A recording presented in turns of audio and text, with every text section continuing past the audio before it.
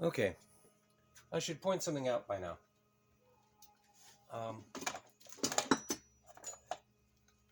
When I started this section of the project, I had intended to take these stretchers out and reglue them and then put them back into place.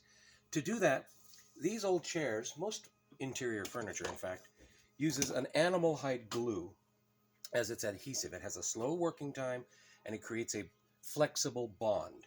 And the fun thing about animal hide glue is you heat it to use it. You get it hot, you apply it, it cools off, and it sets. We used it in bookbinding too. And it was very easy to use. You just kept a pot hot. And so my idea was to take my heat gun and to apply heat at the joints. I was going to start off at low, and then if I needed to, turn it to high when I noticed the nails. That is a nail. Right there is a nail. So that means that there will be a nail everywhere that there's a joint like this.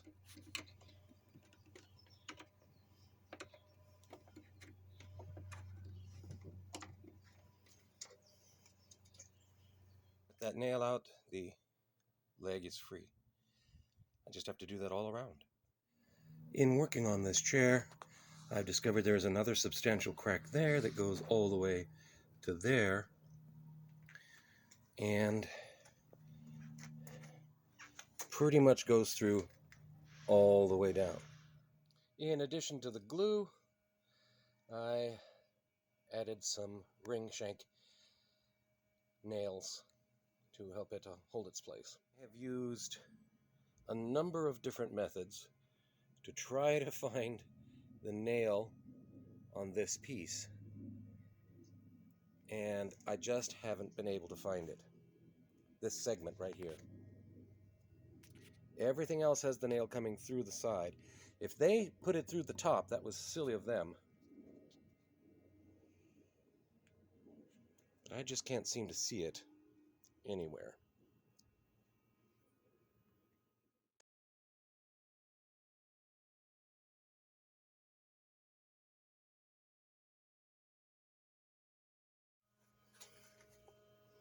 And I'm going to replace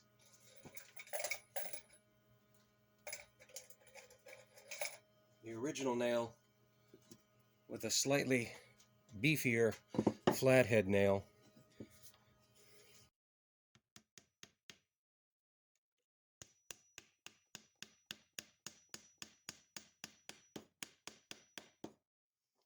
And then I will countersink it a little bit, countersink the head a little bit to allow me to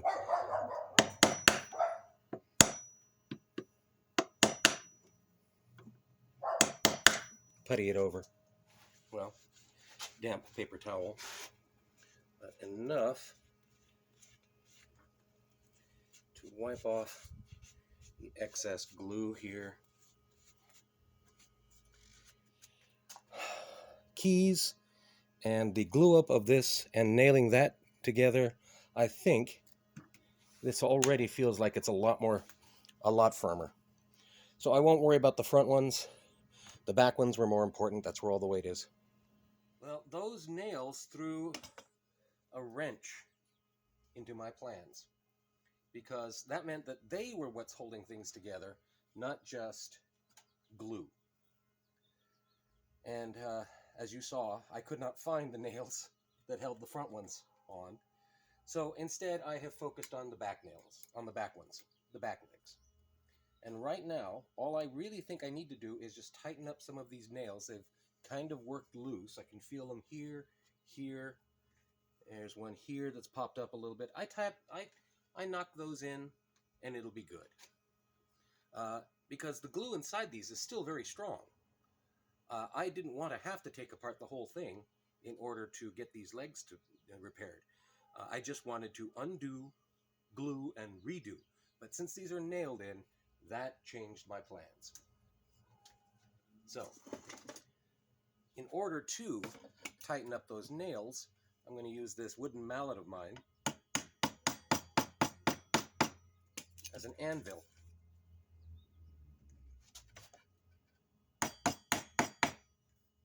Okay, that one's good, and that has done the trick. They have been tightened up. So, obviously this was a very old chair, but it was still manufactured at a factory.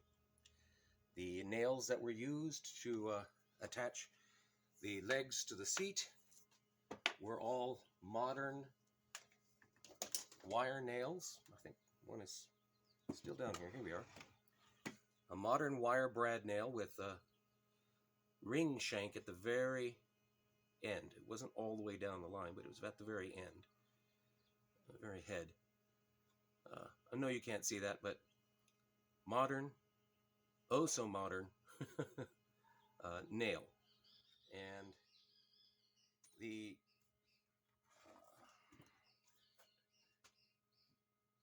lathe work shows that this was made en masse. All of these. They weren't made custom to the angle that this leg was going to be sitting into this chair, nor were the risers on the back of the chair. Nothing here was made specifically to the angle that this chair was going to be sitting at. They were just mass produced and made for every chair that this company produced. Okay, so not exactly an antique Chippendales chair, but still a valuable chair to my client. So that ends this series. There are a few little touch-ups that I'm going to be doing here and there, things that I've noticed as the PVA glue that I used for this has dried and there's been some withdrawal. That's fine, I can fill that in. And the animal hide glue is working out just fine. It's staying soft. It's got a long way to go before it sets. The nails that I used to reinforce here, they're doing fine. And I was pleased to notice that the paint was not original to the chair. In fact, there was black paint down here. So I think that this chair has been done up a couple of times in a sort of a shabby chic style. But that just tells me that it's not all that old of a chair. But anyways, it's basically the main portion of this job is done. Again, a few fill-ins. Okay, so that's it for this project. Wow. That's it for this project. My next project is going to be fixing up this Irwin J30 type screwdriver. It had, I think that's maple in there, scales, and so I'm going to create some new scales for it based off of the old ones and get it prettied up again.